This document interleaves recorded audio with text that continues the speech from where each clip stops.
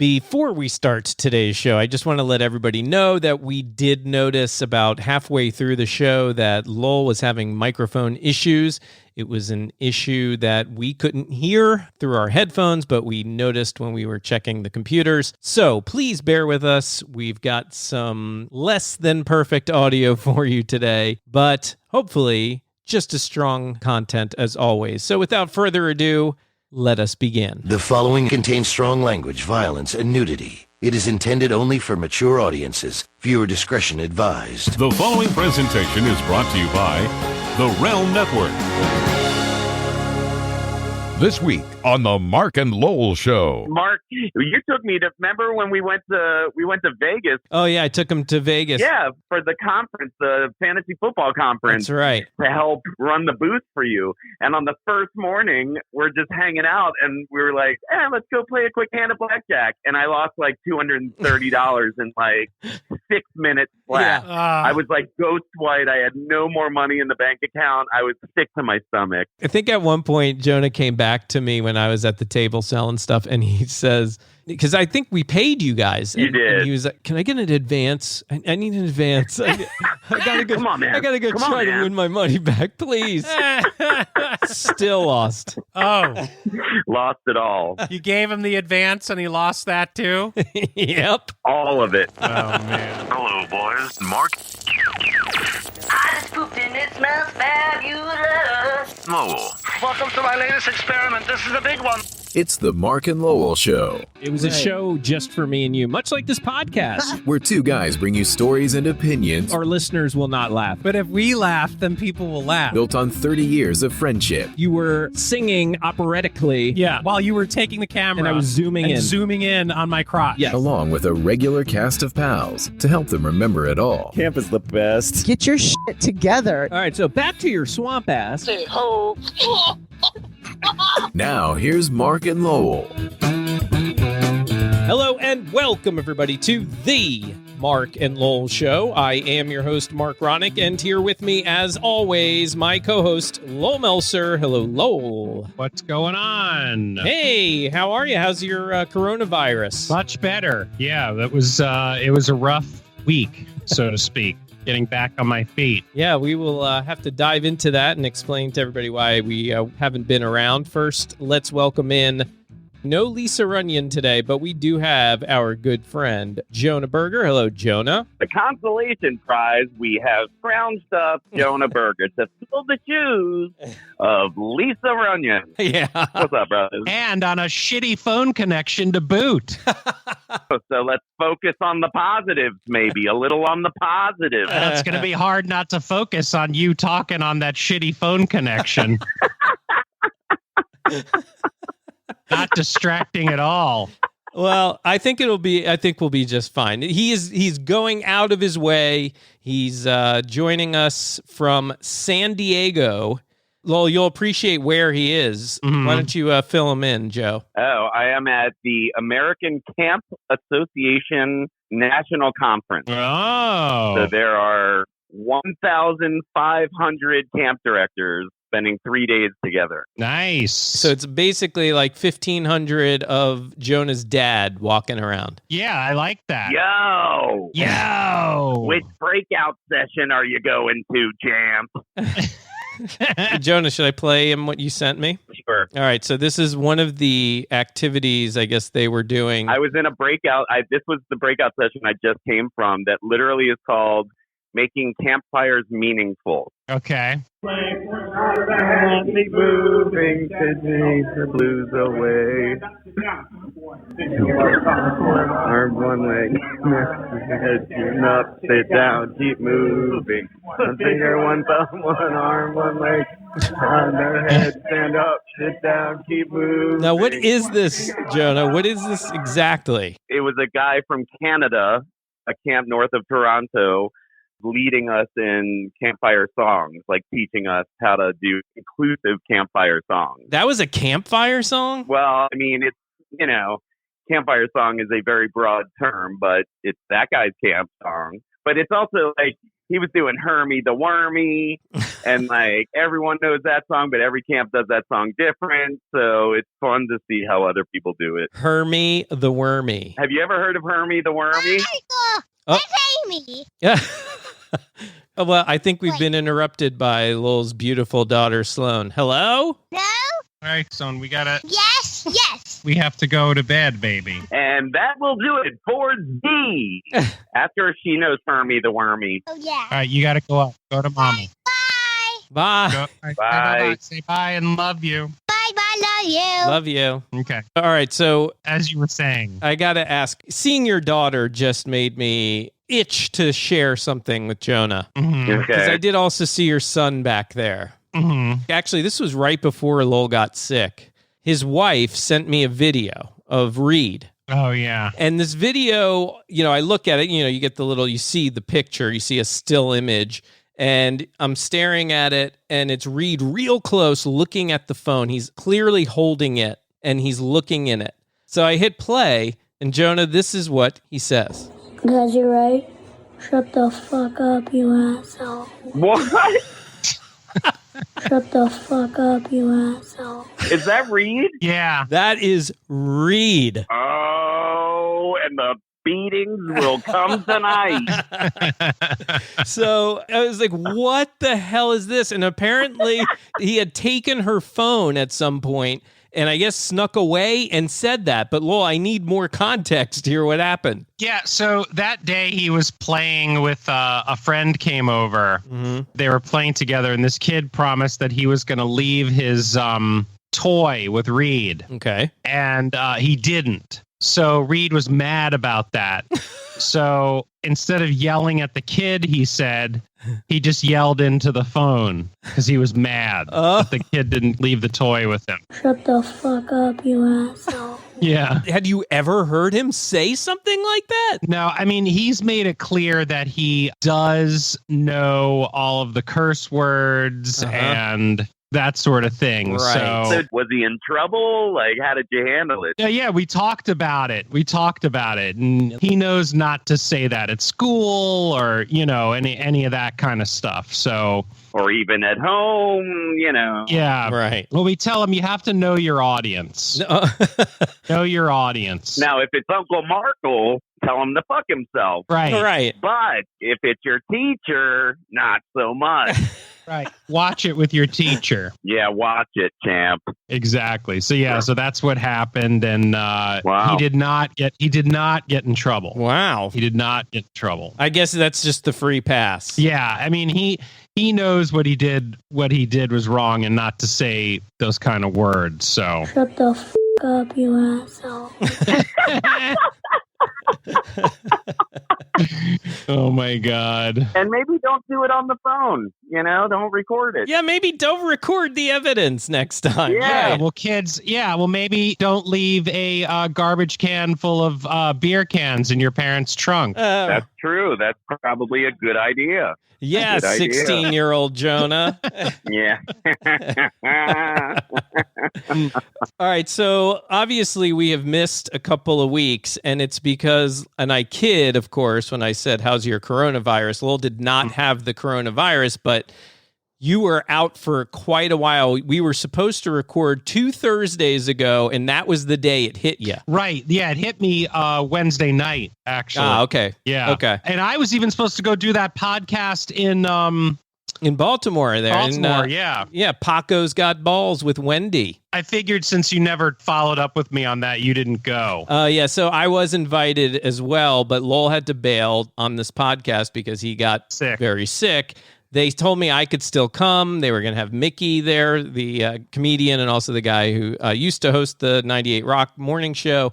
And they were encouraging me to still come anyway, but it was like an hour away. Yeah, you weren't going to be there. They don't want me there. They wanted you there.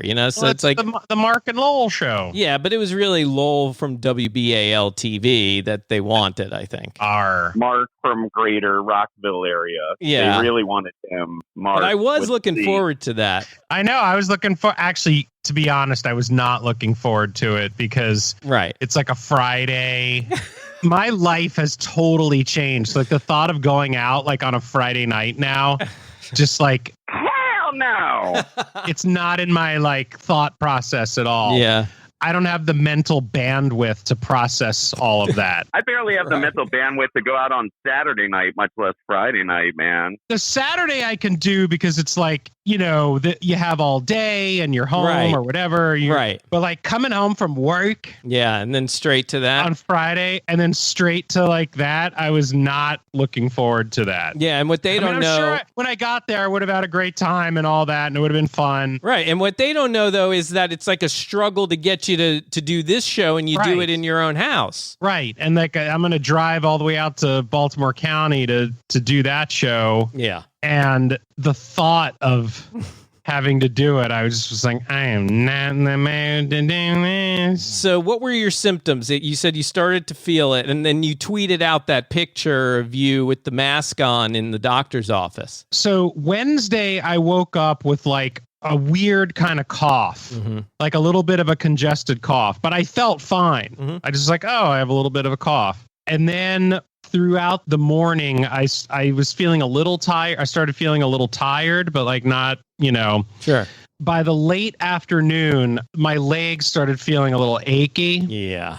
You know, the aches when they start setting in. Oh, the ache. By the time I had to go live at 5 and 6, I was full-fledged chills. Chills. Oh, no. Yeah. Were you at the station? No, I was out in the field. Oh, God. He was reporting live. Yeah. My live shots, I looked like I was like death rolled over. Ugh.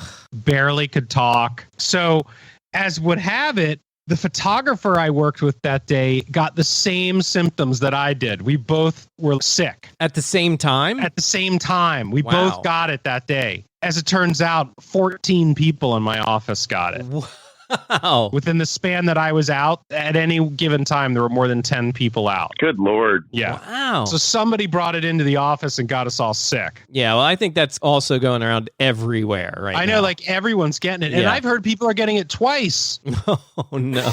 But anyway, so then, we went we went right to patient first after our live shot to get checked out. So the two of you were there together? Yeah. That's funny. You know, we went and got some meds, and then I ended up going to my doctor a couple days later because I wasn't getting any better. Right. And he's like, yeah, you have the flu. Oh, okay. And so then he put me on Tamiflu, and like a couple days later, then I started getting better. Do you get a flu shot? Yes. He did. Got a flu shot. Jeez. It doesn't seem to matter. Everyone's getting the flu. They all say they had the flu shot. Thankfully, knock on wood, I have not gotten it yet. I did get the flu shot. But now I know Amy's upstairs complaining that she's not feeling so hot. So, oh, really? Hopefully it's just maybe a little cold or something. Great. With the kids, you know, it doesn't matter whether they're your kids' age, you know, 6 and 3 or whatever, and then or my kids when you've got 18, 17, and 16, they always bring in all sorts of stuff. No, I know. It sucks. Yeah. It sucks. It does suck. But Jonah, let's get a quick update from you. Now you're, as Lowell likes to say, you're moving to beautiful Lansing, Michigan. Oh, yeah. When's the trip start? I love when Lowell reinforces my good decisions by celebrating the positive aspects. Oh, there's lots of positive aspects. Our house went on the market last Thursday. Yep. It snowed like mad Thursday night all through Friday. We had like 8 showings on Friday that all got canceled. And then Saturday was 51 and sunny, and we had our open house, and 40 people showed up to the house. Wow, you're going to get like bidding war going. We got one. The first offer that came in, our realtor called us and said, "You just got the trifecta of offer." And I said, "What do you mean?" She said, they came in at 10,000 over asking price. Wow. They are waiving any gripe on inspection details besides massive plumbing or electrical. And they are renting back the place to us because we're staying through April. Mm-hmm. They want to close at the end of March, but they are not moving in until May. So they're letting us have the place for free for 5.5 weeks. Wow. So they're going to own it come March 24th. And we will stay in it through April without paying a dime. That's insane. So our realtor was like, you take this offer. Obviously, there's 10 days for our house to be inspected. They are selling their house in Denver to move to our house, and that has to pass inspection. Both inspections happen before the 18th of February. As long as they both pass, we've sold our house. Wow. Good for Wow. That quick. Crazy. So we've basically, in theory, I don't want to get ahead of myself because we have 2 inspections to pass, but there's no signs that point in any direction of them not passing. So in theory, we have sold our house within 48 hours of putting it on the market, and we don't have to show it anymore. Like, the house is perfect right now, like clean wise, perfect. And with a baby, you can't live that way, you know, but as long as you're showing it, it has to be show quality, like all the time. And so if it works out that this deal goes through, it would be huge. It would be huge.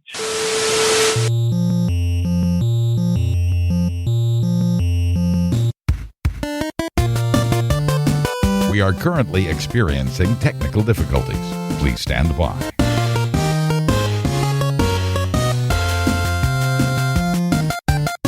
Okay, so we have discovered that we had some mic issues with Lowell that has since been fixed. And as I said to you guys offline, it's going to be really funny is Lowell making fun of Jonah's connection at the beginning, and his is going to be horrendous. Jonah coming in loud and clear. Well, that's why I'm surprised that you didn't hear it, but then I looked and through the Skype, it was coming through on the proper channel, right? But on the Audacity that we record on, it was not. I thought you said that you was all right, Spider. Now, but you know what? What? This may be moot because if your recording that you're taking in of me is off the microphone off of Skype. However, it's off of Skype. And if you remember the first few years of the Marc and Lowell show, those Skype recordings are terrible. Oh, yeah. They're you had to do a lot of chopping with those. Yeah, and I'll have a lot of chopping to do now, too. Yeah, great. Nah, you just glue 2 parts together. Not a big deal. We're almost done anyway. Yeah, well, we missed the Super Bowl. Yeah. There's one thing, well, 2 things I want to ask. First one is, did you bet? Yes. You bet on? You know, the Chiefs. Oh, right, and you did the money line. The money line, yeah, no points. But it turns out I could have given the point and made a little more money, but what are you going to do? What are you going to do? You're fine. So he did bet, he won the bet, and no other bets because, there's always the fun ones like coin toss and all that kind of stuff. Yeah, I did do the coin flip. I had that. That was tails. And there was the national anthem went over 1 minute and 15 seconds. So I got that. Oh, my God. And there were a couple of prop player bets that I made, like, Mahomes. Yeah. To run in the first touchdown was like 23-1. Oh, wow. And I bet like $5 on that. Yeah.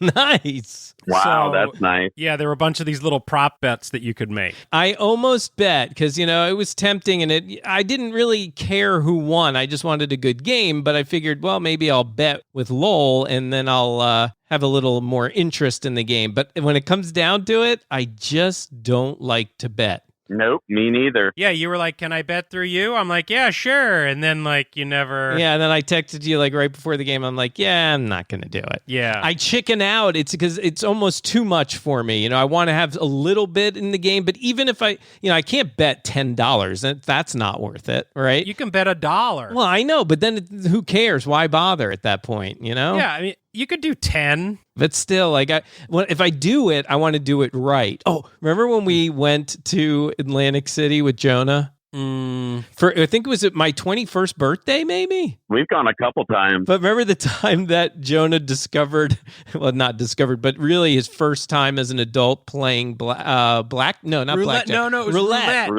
He won like $600 or $700, like right off I won the bat. $575 outside the table. Yeah, and you lost it all.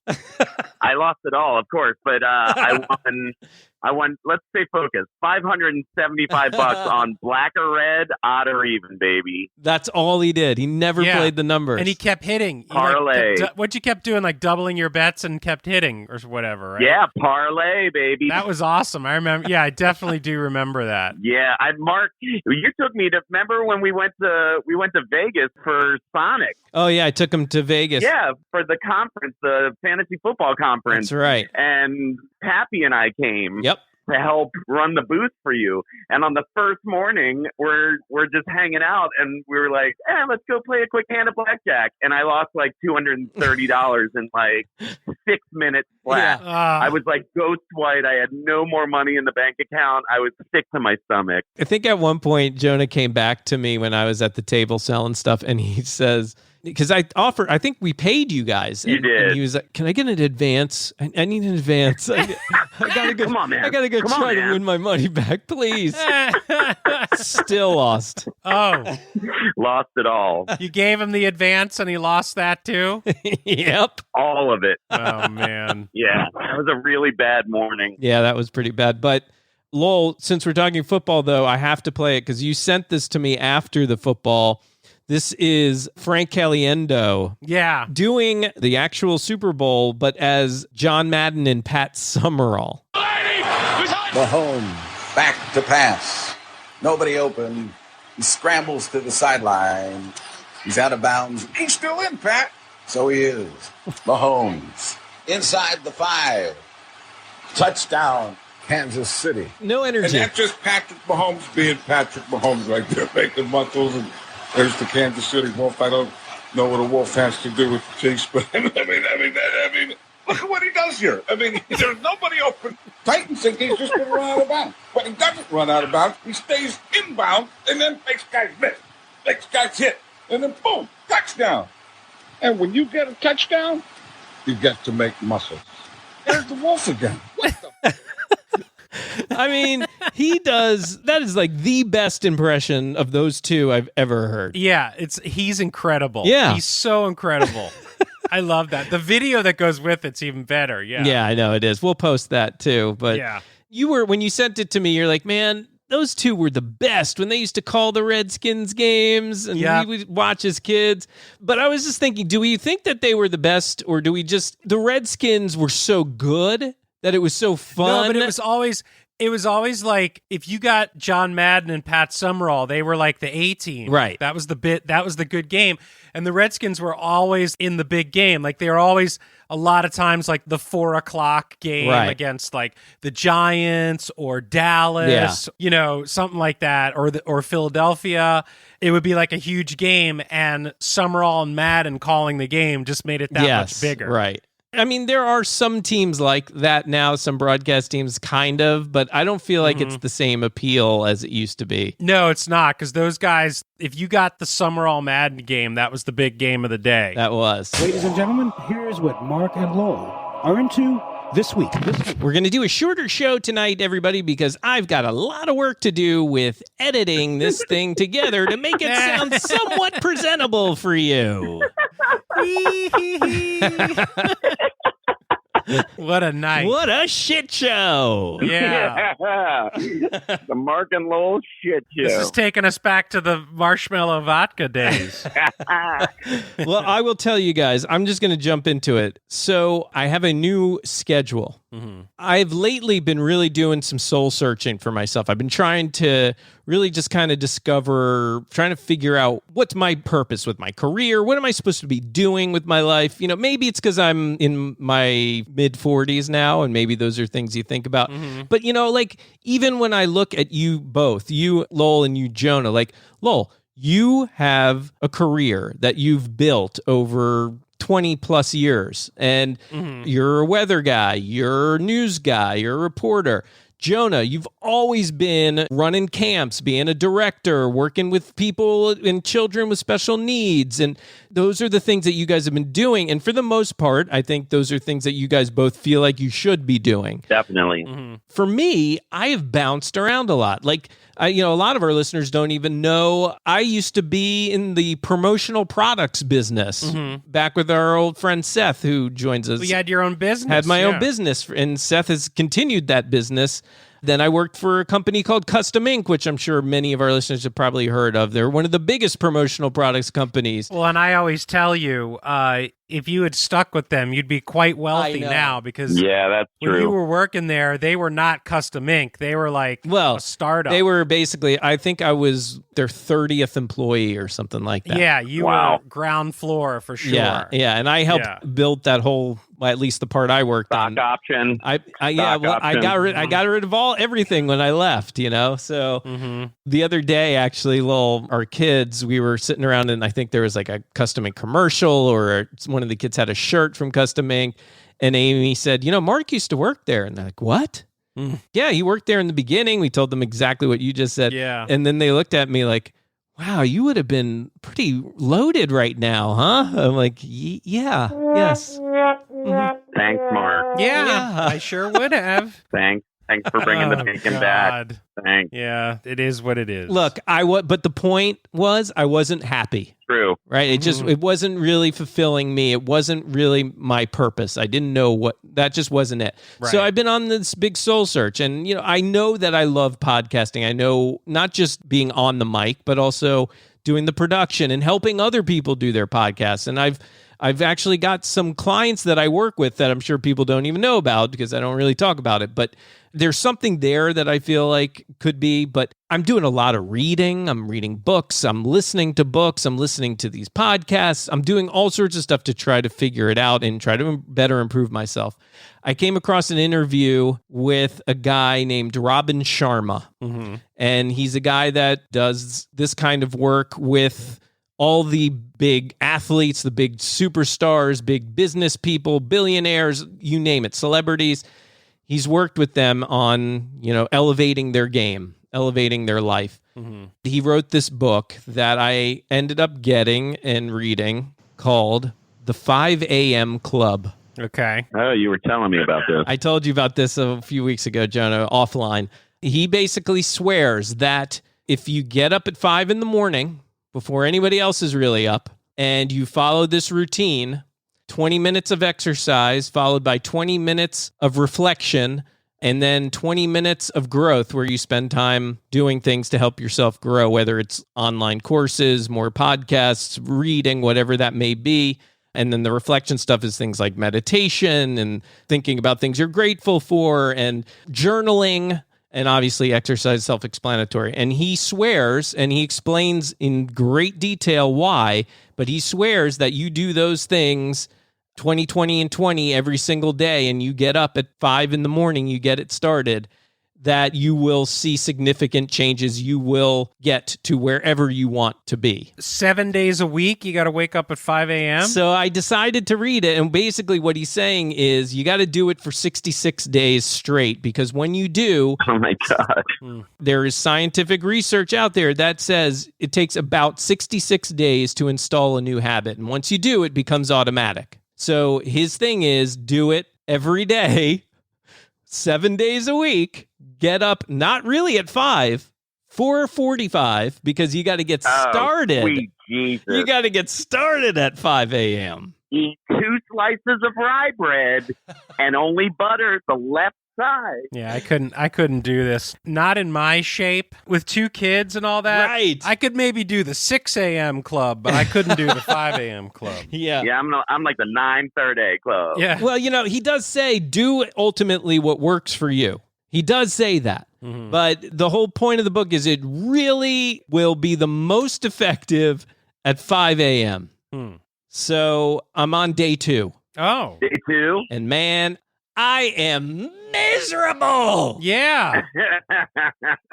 Bro, you were up at 5 and 4:45. Oh man, you got your mind. So that's like when I do 98 Rock, I wake up at around like a little after 4:30. Yeah. So you're exhausted. I've been going to bed early too, and I'm getting about the same amount of sleep, but I don't know if it's a mental game or what. Yeah, I don't know what it is, but I am freaking exhausted. Wait, you said this was your second day today? Yeah, second day. Dude, by the time you hit like Friday or Saturday, dude, Saturday's going to roll around? You're going to wake up at 5?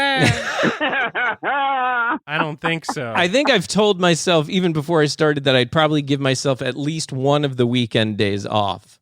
But I really want to try to do this. Well, why couldn't, like, at least on the weekend, why couldn't you do 7? Yeah, I might do that too. I might do that too. Right? Get up at 7 and do my whole thing anyway and just do it at 7. Yeah. Yeah, I might do that because otherwise I think I may go crazy. Yeah, I would go crazy too. But, that's the thing is in the whole time in the book, they say you're going to tell yourself that this is crazy and you're going to tell yourself that this is too hard and too difficult. And that's just you trying to, convince yourself to, because get in your way. You're just scared or you're uncomfortable and your natural reaction is to push that away and, go back to your comfort zone. But, at the same time, it's like, I don't want to go to bed at 9:30 every night for the rest of my life. That's the kind of zone Allie and I are in right now because we're exhausted with the kids and everything. Like, right. We get into bed and, like, it's like lights out before 10, Yeah. Oh, are you kidding me? We get into bed at 8:30, 9 o'clock these days. Yeah. Like, without even blinking. I'm like, yep, to bed. Stab Ed.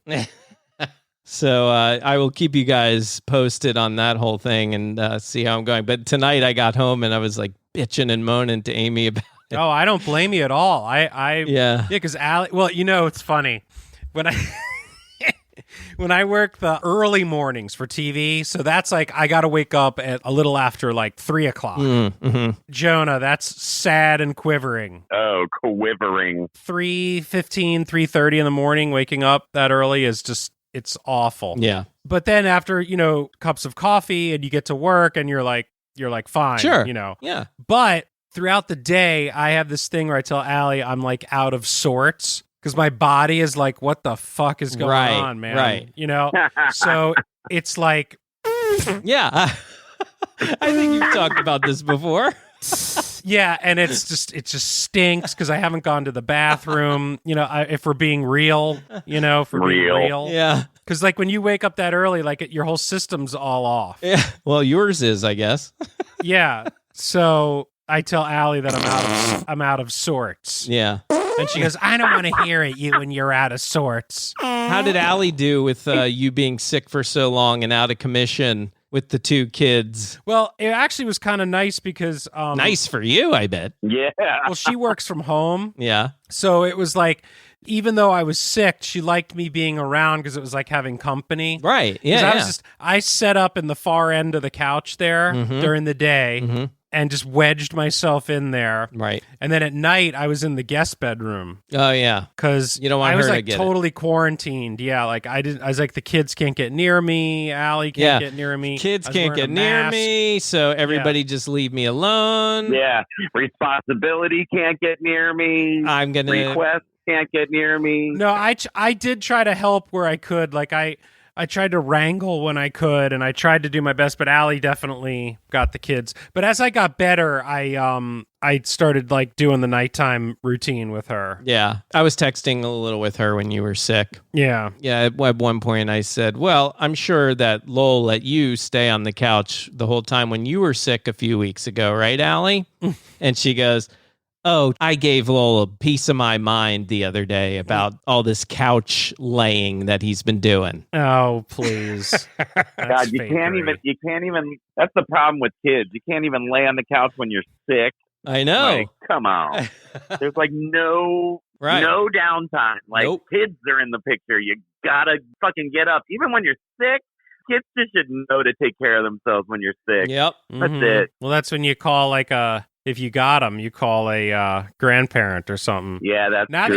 Now that you're moving by your the grandparents, Jonah, your life's going to be so easy. You are damn skippy, brother. You're not going to have to do anything. Amen, brother. I mean, you're so lucky because I don't have that. Beautiful downtown Lansing. Well, he knows he's lucky, Lowell, because I mean, they have no family there as it is right now in Denver. The grandparents will probably take care of the kid every day. You'll never have to take care of it again.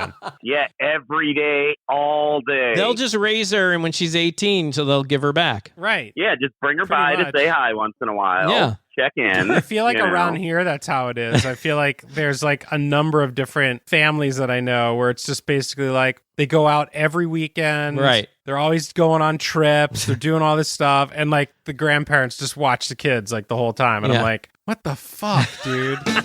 So fucking pissed. All right, that is going to do it for the Marc and Lowell Show. Please go to Facebook, go to Twitter, go to our webpage and click anything Amazon that you see there. And when you do, we get a little commission off that. If you need that or any other information, Marc and Lowell, just go to marcandlowell.com. And if you want to get me on all the social medias.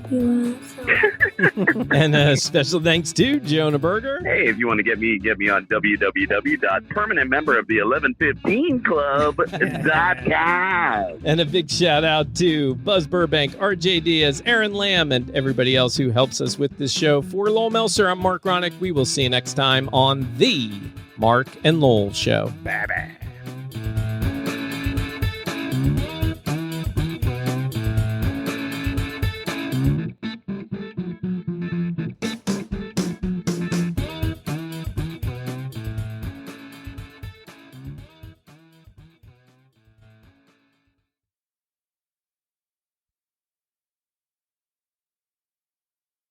Shut the fuck up, you asshole. That's funny as hell, man. Shut the fuck up, you asshole. Oh, shit. Good morning, Bert. Good morning. A wonderful day. Wow, good morning, Count. You seem so bright and chipper. Hey, did you have a good night? A good night? I had the most wonderful night I've ever had. Wow. Hey, that's good. I'm so glad. You know, it makes me so happy to know that you slept well. Yeah. Slept? Who slept? 43,891. 43,892. Ernie? 43,893. Ernie, I'm over here. 43,894. 43,895. Ernie! Sheep. 43,896. 43,000. Could I sleep over again tonight, Bert?